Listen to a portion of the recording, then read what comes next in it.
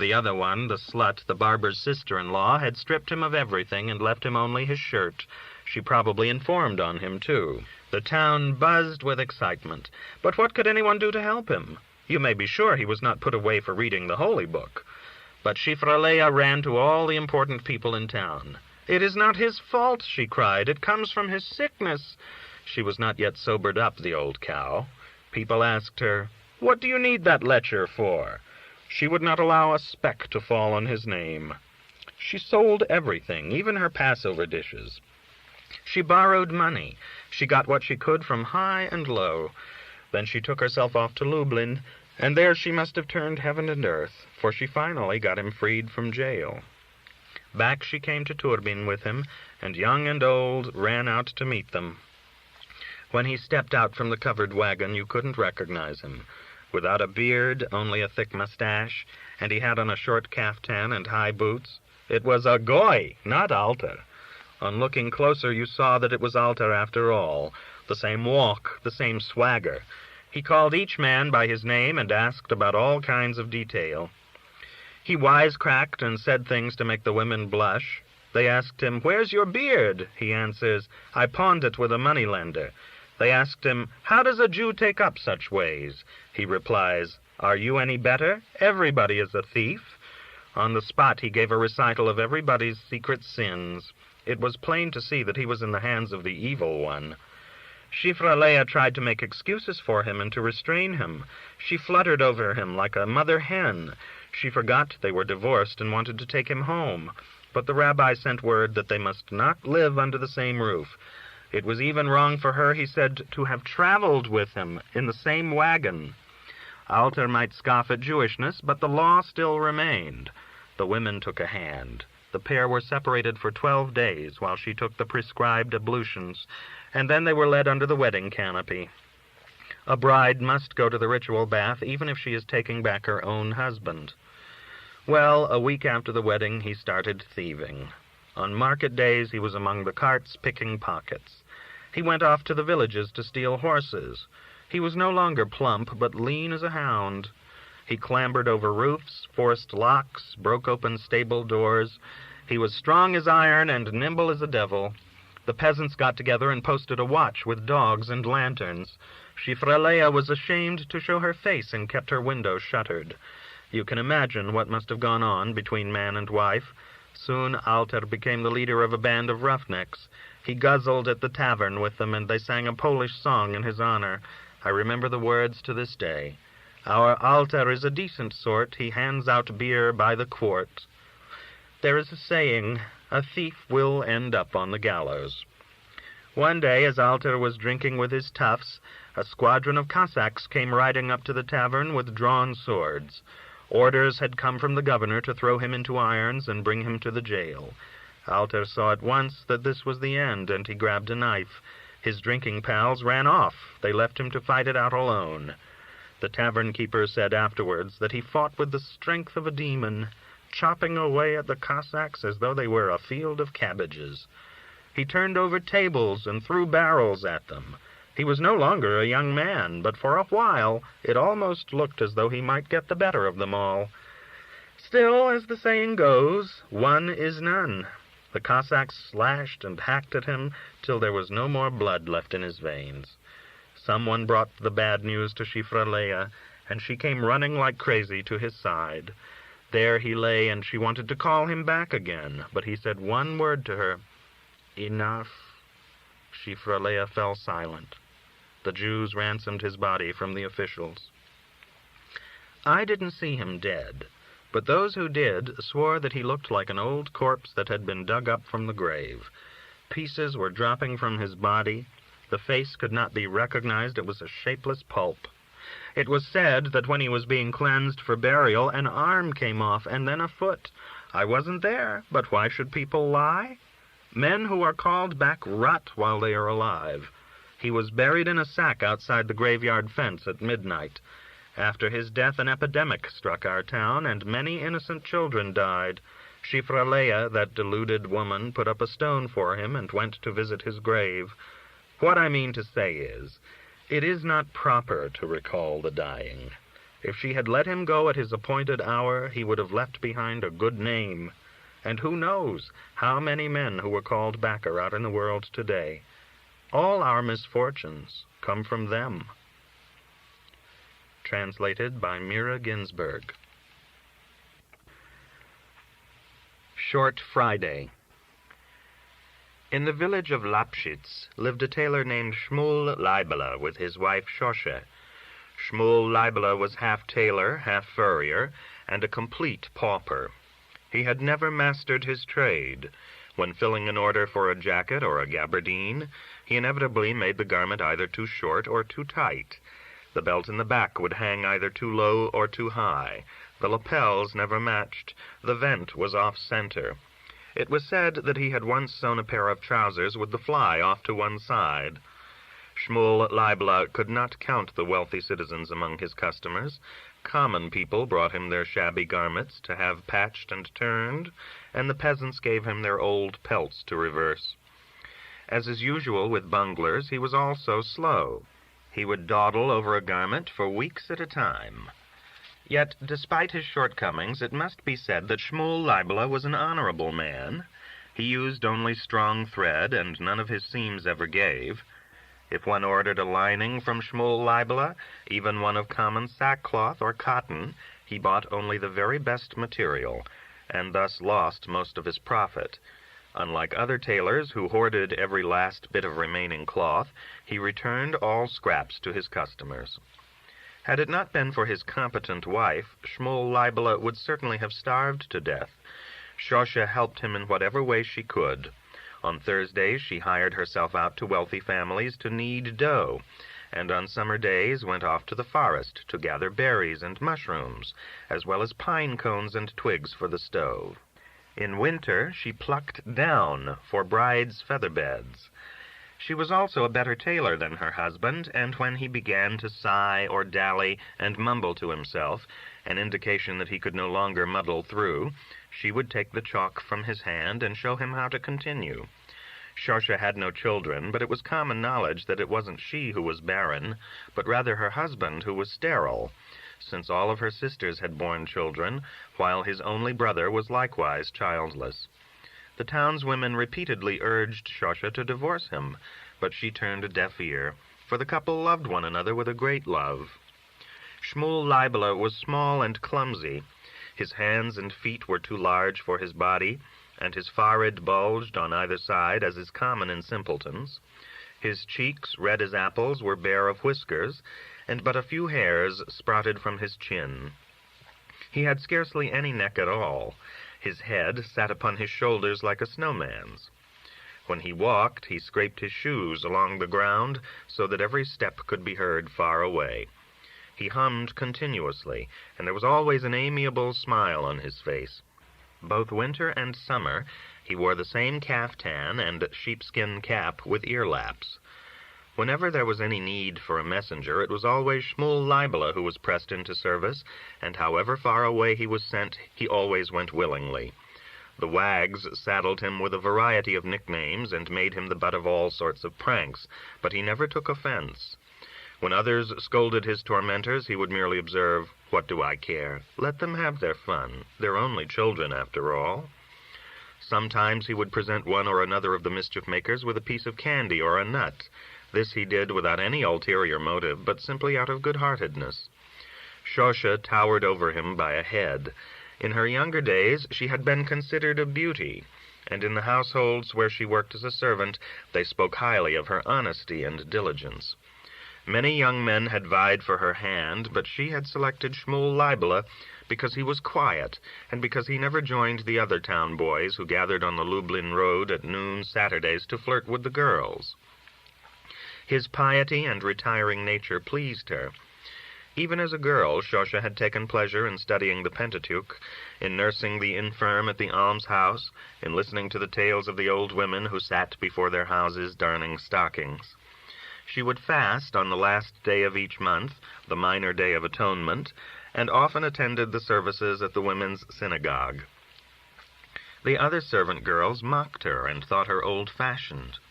Immediately following her wedding, she shaved her head and fastened a kerchief firmly over her ears, never permitting a stray strand of hair from her matron's wig to show, as did some of the other young women. The bath attendant praised her because she never frolicked at the ritual bath, but performed her ablutions according to the laws. She purchased only indisputably kosher meat, though it was a half-cent more per pound, and when she was in doubt about the dietary laws, she sought out the rabbi's advice. More than once she had not hesitated to throw out all the food, and even to smash the earthen crockery. In short, she was a capable, God-fearing woman, and more than one man envied Shmuel Leibele his jewel of a wife. Above all of life's blessings, the couple revered the Sabbath.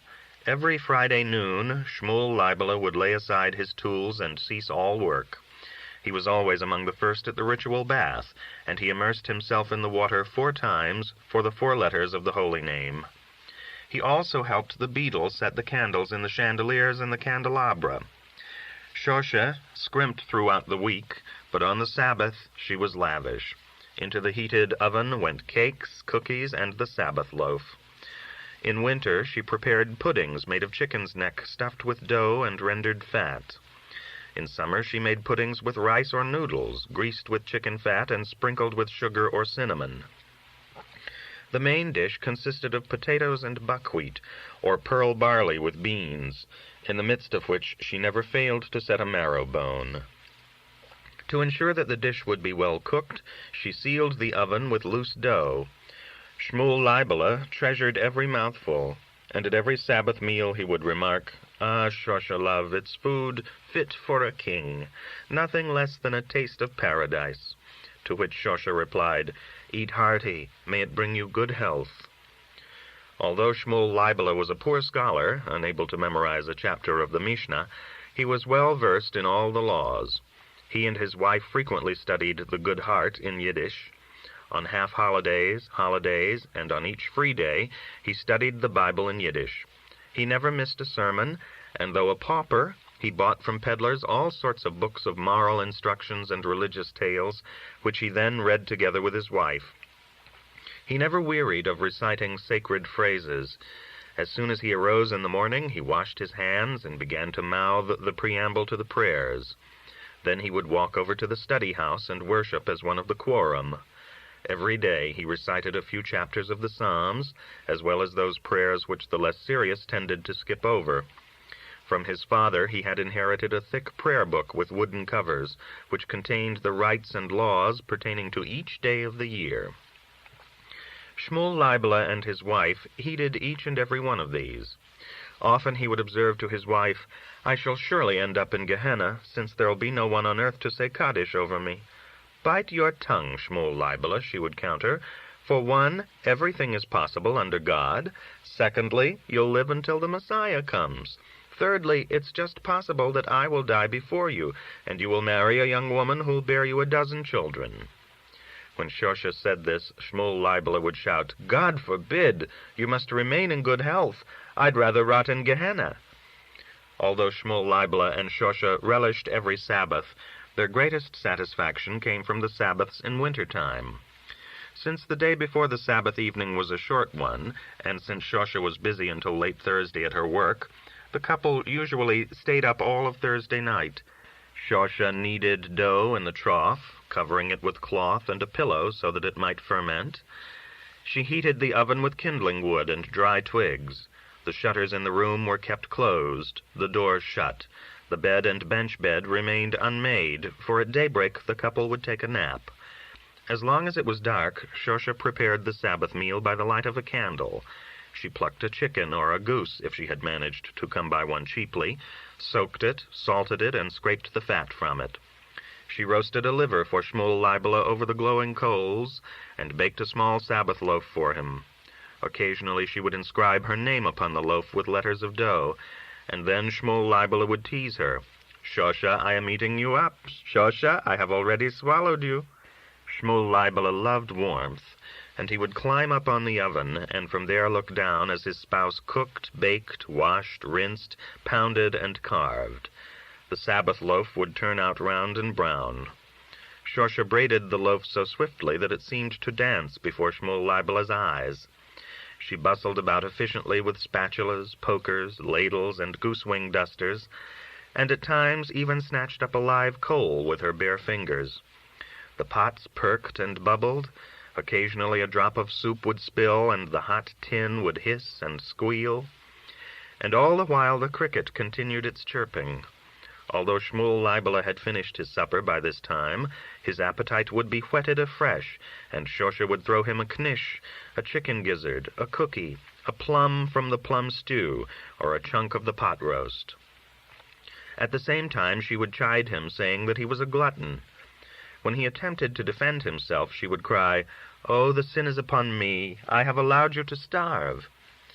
At dawn they would both lie down in utter exhaustion, but because of their efforts, Shosha would not have to run herself ragged the following day, and she could make the benediction over the candles a quarter of an hour before sunset. The Friday on which this story took place was the shortest Friday of the year. Outside, the snow had been falling all night and had blanketed the house up to the windows and barricaded the door. As usual, the couple had stayed up until morning, then had laid down to sleep. They had arisen later than usual, for they hadn't heard the roosters crow, and since the windows were covered with snow and frost, the day seemed as dark as night. After whispering, "I thank thee," Shmuel Leibele went outside with a broom and shovel to clear a path, after which he took a bucket and fetched water from the well. Then, as he had no pressing work, he decided to lay off for the whole day. He went to the study house for the morning prayers, and after breakfast wended his way to the bath-house. Because of the cold outside, the patrons kept up an eternal plaint, "A bucket! A bucket!" and the bath attendant poured more and more water over the glowing stones, so that the steam grew constantly denser. Shmuel Leibele located a scraggly willow broom, mounted to the highest bench, and whipped himself until his skin glowed red. From the bath-house he hurried over to the study-house, where the beetle had already swept and sprinkled the floor with sand. Shmuel Leibele set the candles and helped spread the tablecloths over the tables. Then he went home again and changed into his Sabbath clothes. His boots, resoled but a few days before, no longer let the wet through. Shosha had done her washing for the week, and had given him a fresh shirt, underdrawers, a fringed garment, even a clean pair of stockings. She had already performed the benediction over the candles, and the spirit of the Sabbath emanated from every corner of the room. She was wearing her silk kerchief with the silver spangles, a yellow and gray dress, and shoes with gleaming, pointed tips. On her throat hung the chain that Shmuel Leibele's mother, peace be with her, had given her to celebrate the signing of the wedding contract. The marriage band sparkled on her index finger. The candlelight reflected in the window panes, and Shmuel Leibele fancied that there was a duplicate of this room outside, and that another Shosha was out there lighting the Sabbath candles. He yearned to tell his wife how full of grace she was, but there was no time for it, since it is specially stated in the prayer book that it is fitting and proper to be among the first 10 worshippers at the synagogue. As it so happened, going off to prayers, he was the 10th man to arrive. After the congregation had intoned the Song of Songs, the cantor sang, "Give thanks," and "O come, let us exult." Shmuel Leibele prayed with fervor. The words were sweet upon his tongue. They seemed to fall from his lips with a life of their own, and he felt that they soared to the eastern wall, rose above the embroidered curtain of the Holy Ark, the gilded lions and the tablets, and floated up to the ceiling with its painting of the 12 constellations. From there the prayers surely ascended to the throne of glory. Chapter 2. The cantor chanted, "Come, my beloved," and Shmuel Leibele trumpeted along in accompaniment. Then came the prayers, and the men recited, "It is our duty to praise," to which Shmuel Leibele added, "A Lord of the universe." Afterwards he wished everyone a good Sabbath. The rabbi, the ritual slaughterer, the head of the community, the assistant rabbi, everyone present. The cheder lads shouted, "Good Sabbath, Shmuel Leibele," while they mocked him with gestures and grimaces, but Shmuel Leibele answered them all with a smile, even occasionally pinched a boy's cheek affectionately. Then he was off for home. The snow was piled high, so that one could barely make out the contours of the roofs, as if the entire settlement had been immersed in white. The sky, which had hung low and overcast all day, now grew clear. From among white clouds a full moon peered down, casting a day-like brilliance over the snow.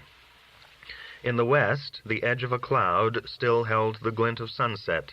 The stars on this Friday seemed larger and sharper, and through some miracle, Lapschitz seemed to have blended with the sky.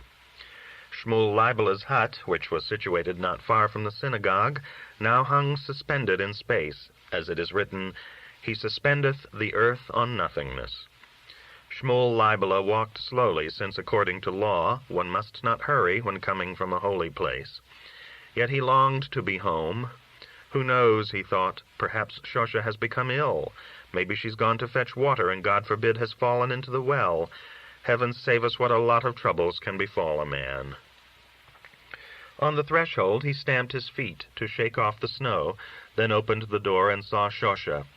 The room made him think of paradise. The oven had been freshly whitewashed.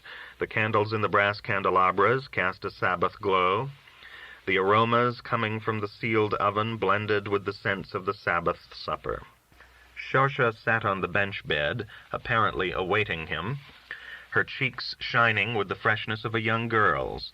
Shmuel Leibele wished her a happy Sabbath, and she in turn wished him a good year.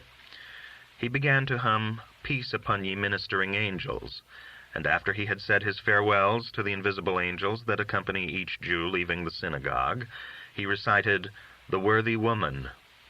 How well he understood the meaning of those words, for he had read them often in Yiddish, and each time reflected anew on how aptly they seemed to fit Shosha. Shosha was aware that these holy sentences were being said in her honor, and thought to herself, "Here am I, a simple woman, an orphan, and yet God has chosen to bless me with a devoted husband who praises me in the holy tongue." Both of them had eaten sparingly during the day, so that they would have an appetite for the Sabbath meal. Shmuel Leibele said the benediction over the raisin wine, and gave Shosha the cup so that she might drink. Afterwards he rinsed his fingers from a tin dipper, then she washed hers, and they both dried their hands with a single towel, each at either end. Shmuel Leibele lifted the Sabbath loaf and cut it with the bread knife, a slice for himself and one for his wife. He immediately informed her that the loaf was just right, and she countered, "Go on, you say that every Sabbath." "But it happens to be the truth," he replied. Although it was hard to obtain fish during the cold weather, Shosha had purchased 3/4 of a pound of pike from the fishmonger. She had chopped it with onions, added an egg, salt, and pepper, and cooked it with carrots and parsley. It took Shmuel Leibele's breath away, and after it he had to drink a tumbler of whiskey. When he began the table chants, Shosha accompanied him quietly.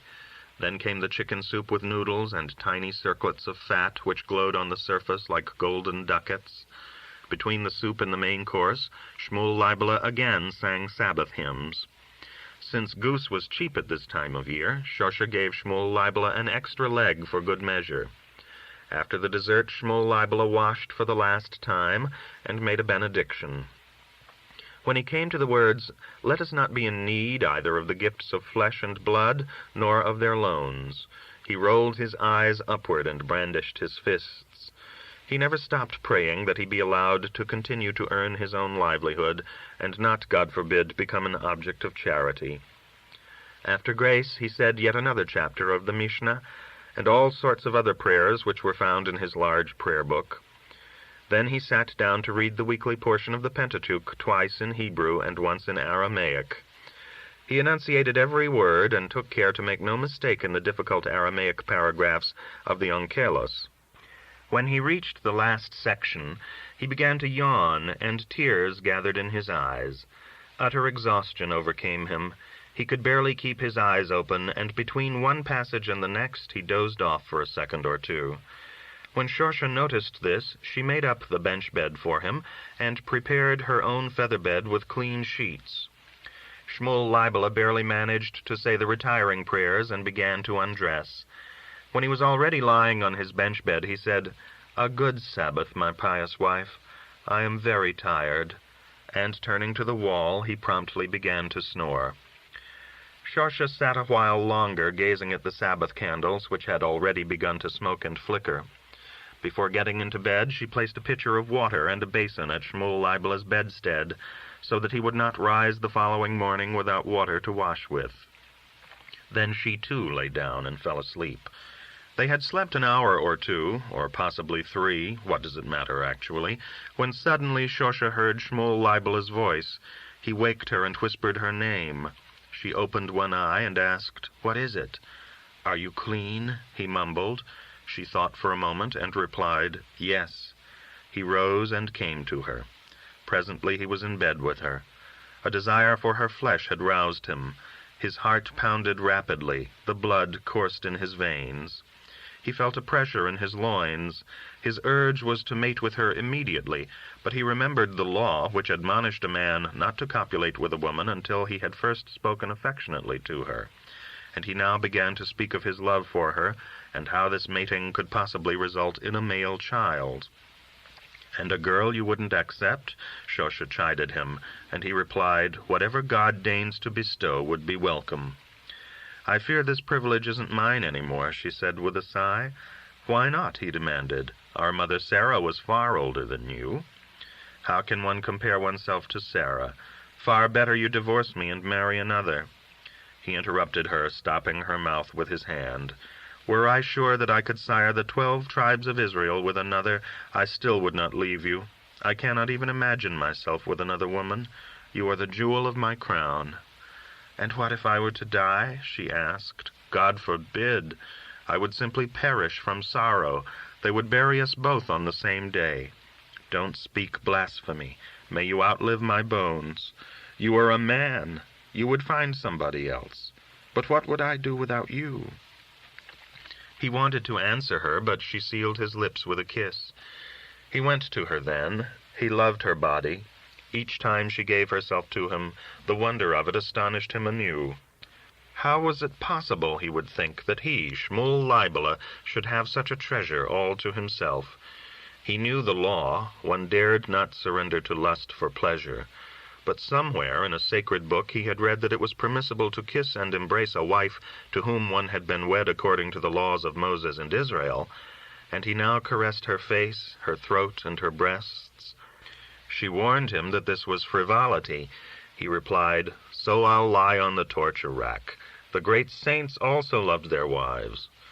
Nevertheless, he promised himself to attend the ritual bath the following morning, to intone psalms, and to pledge a sum to charity.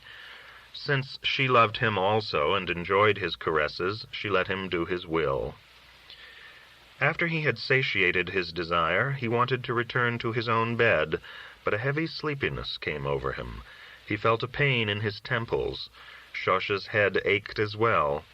She suddenly said, "I'm afraid something is burning in the oven. Maybe I should open the flue." "Go on, you're imagining it," he replied. "It'll become too cold in here." And so complete was his weariness that he fell asleep, as did she. That night Shmuel Leibele suffered an eerie dream. He imagined that he had passed away. The burial society brethren came by, picked him up, lit candles by his head, opened the windows, intoned the prayer to justify God's ordainment. Afterwards they washed him on the ablution board, carried him on a stretcher to the cemetery. There they buried him as the gravedigger said Kaddish over his body. "That's odd," he thought. "I hear nothing of Shosha lamenting or begging forgiveness. Is it possible that she would so quickly grow unfaithful? Or has she, God forbid, been overcome by grief?" He wanted to call her name, but he was unable to. He tried to tear free of the grave, but his limbs were powerless. All of a sudden he awoke. "What a horrible nightmare," he thought. "I hope I come out of it all right." At that moment Shosha also awoke. When he related his dream to her, she did not speak for a while. Then she said, "Woe is me, I had the very same dream." "Really? You too?" asked Shmuel Leibele, now frightened. "This I don't like." He tried to sit up, but he could not. It was as if he had been shorn of all his strength. He looked towards the window to see if it were day already, but there was no window visible, nor any window pane. Darkness loomed everywhere. He cocked his ears. Usually he would be able to hear the chirping of a cricket, the scurrying of a mouse, but this time only a dead silence prevailed. He wanted to reach out to Shosha, but his hand seemed lifeless. "Shosha," he said quietly, "I've grown paralyzed." "Woe is me, so have I," she said. "I cannot move a limb." They lay there for a long while, silently, feeling their numbness. Then Shosha spoke. "I fear that we are already in our graves for good." "I'm afraid you're right," Shmuel Leibler replied in a voice that was not of the living.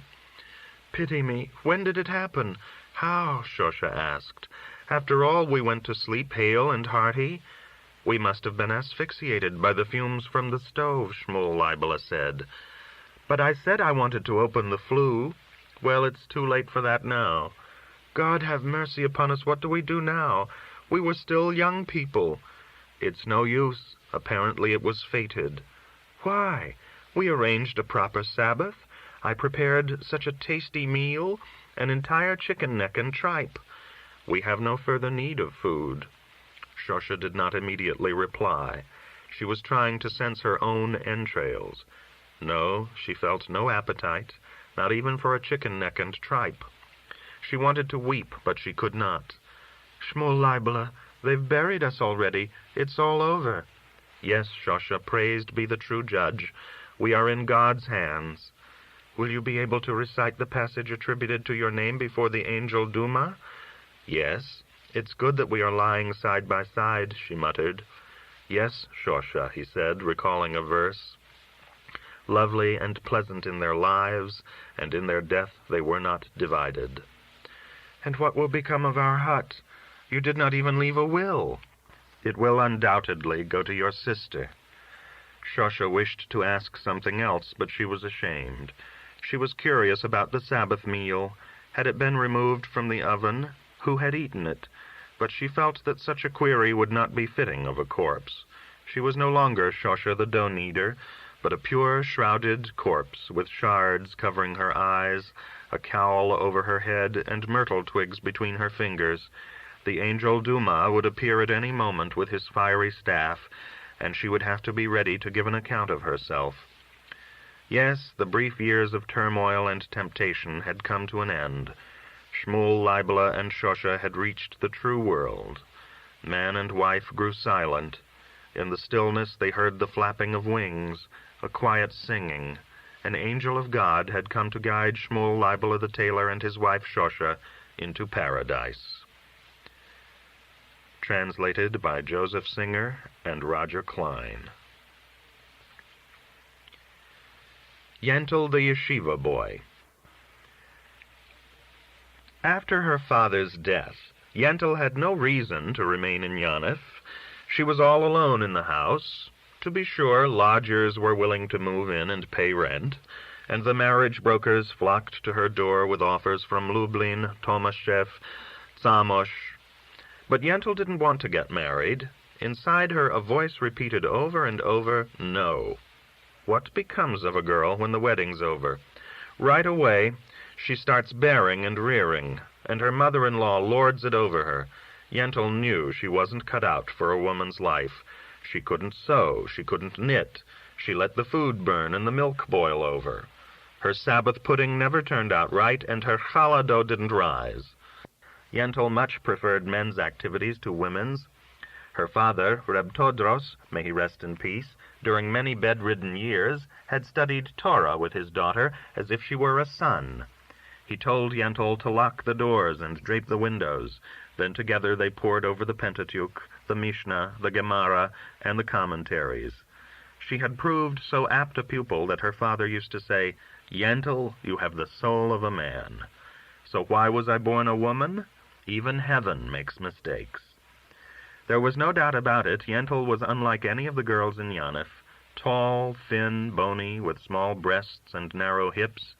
On Sabbath afternoons, when her father slept, she would dress up in his trousers, his fringed garment, his silk coat, his skull cap, his velvet hat, and study her reflection in the mirror. She looked like a dark, handsome young man. There was even a slight down on her upper lip. Only her thick braids showed her womanhood, and if it came to that, hair could always be shorn. Yentl conceived a plan, and day and night she could think of nothing else. No, she had not been created for the noodle board and the pudding dish, for chattering with silly women and pushing for a place at the butcher's block. Her father had told her so many tales of yeshivas, rabbis, men of letters. Her head was full of Talmudic disputations, questions and answers, learned phrases. Secretly, she had even smoked her father's long pipe. Yentl told the dealers she wanted to sell the house and go to live in Kalisz with an aunt. The neighborhood women tried to talk her out of it, and the marriage brokers said she was crazy, that she was more likely to make a good match right here in Yonif. But Yentl was obstinate. She was in such a rush that she sold the house to the first bidder and let the furniture go for a song. All she realized from her inheritance was 140 rubles. Then late one night in the month of Av, while Yonif slept, Yentl cut off her braids, arranged side locks at her temples, and dressed herself in her father's clothes. Packing underclothes, phylacteries, and a few books into a straw suitcase, she started off on foot for Lublin. On the main road, Yentl got a ride in a carriage that took her as far as Zamość. From there, she again set out on foot. She stopped at an inn along the way and gave her name there as Anshel, after an uncle who had died. The inn was crowded with young men journeying to study with famous rabbis. An argument was in progress over the merits of various yeshivas, some praising those of Lithuania, others claiming that study was more intensive in Poland, and the board better. It was the first time Yentl had ever found herself alone in the company of young men. How different their talk was from the jabbering of women, she thought, but she was too shy to join in. One young man discussed a prospective match and the size of the dowry, while another, parodying the manner of a Purim rabbi, declaimed a passage from the Torah, adding all sorts of lewd interpretations. After a while the company proceeded to contests of strength.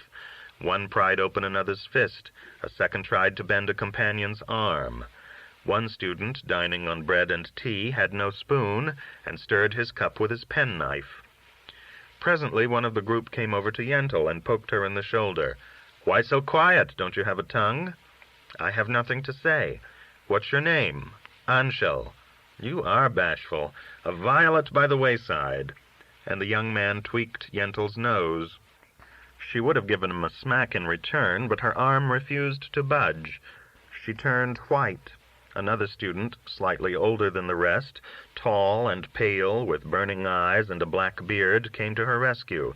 "Hey, you, why are you picking on him? If you don't like it, you don't have to look. Want me to pull your side locks off?" The bearded young man beckoned to Yentl, then asked where she came from and where she was going. Yentl told him she was looking for a yeshiva, but wanted a quiet one. The young man pulled at his beard. "Then come with me to Bashevis." He explained that he was returning to Bashevis for his 4th year. The yeshiva there was small, with only 30 students, and the people in the town provided board for them all. The food was plentiful, and the housewives darned the students' socks and took care of their laundry. The Bashevis rabbi, who headed the yeshiva, was a genius. He could pose 10 questions and answer all 10 with one proof. Most of the students eventually found wives in the town. "Why did you leave in the middle of the term?" Yentl asked. "My mother died. Now I'm on my way back." "What's your name?" "Avigdor." "How is it you're not married?" The young man scratched his beard. "It's a long story." "Tell me." Avigdor covered his eyes and thought a moment. "Are you coming to Bashevis?" "Yes." "Then you'll find out soon enough anyway. I was engaged to the only daughter of Alter Vishkover, the richest man in town. Even the wedding date was set when suddenly they sent back the engagement contract."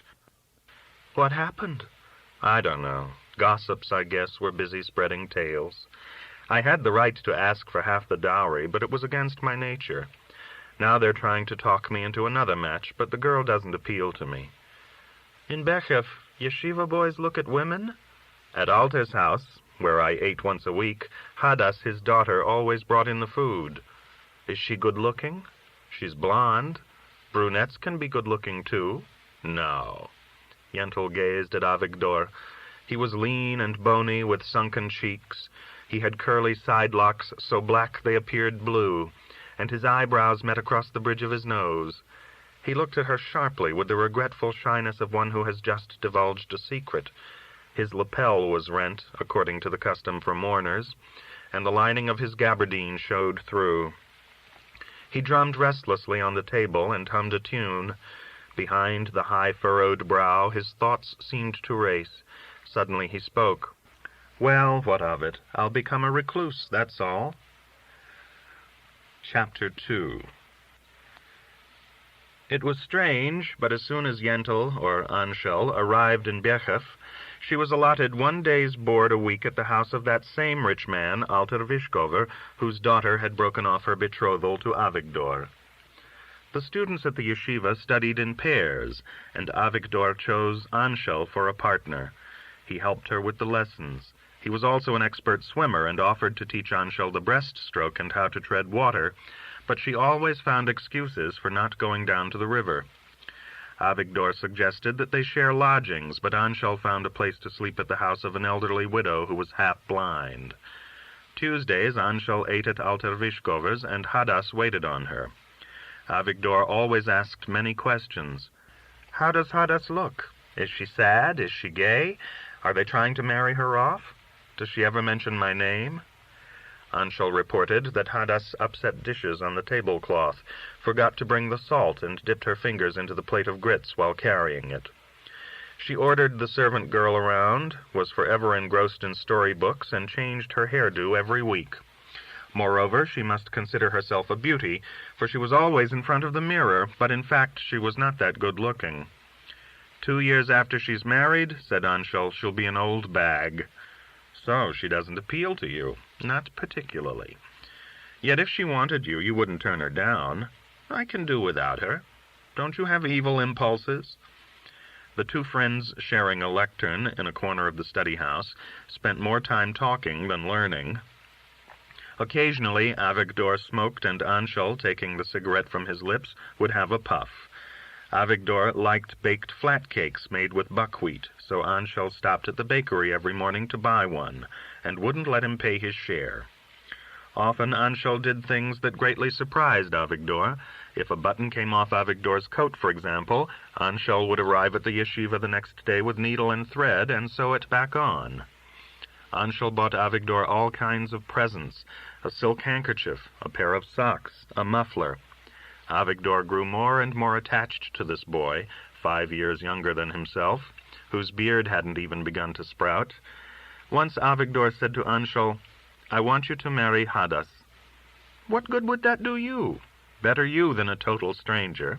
You'd become my enemy." "Never." Avigdor liked to go for long walks through the town, and Anshel frequently joined him. Engrossed in conversation, they would go off to the water-mill, or to the pine forest, or to the crossroads where the Christian shrine stood. Sometimes they stretched out on the grass. "Why can't a woman be like a man?" Avigdor asked once, looking up at the sky. "How do you mean?" "Why couldn't Hadas be just like you?" "How like me?" "Oh, a good fellow." Anshel grew playful. She plucked a flower and tore off the petals one by one. She picked up a chestnut and threw it at Avigdor. Avigdor watched a ladybug crawl across the palm of his hand. After a while he spoke up. "They're trying to marry me off." Anshel sat up instantly. "To whom?" "To Feitel's daughter, Pesche."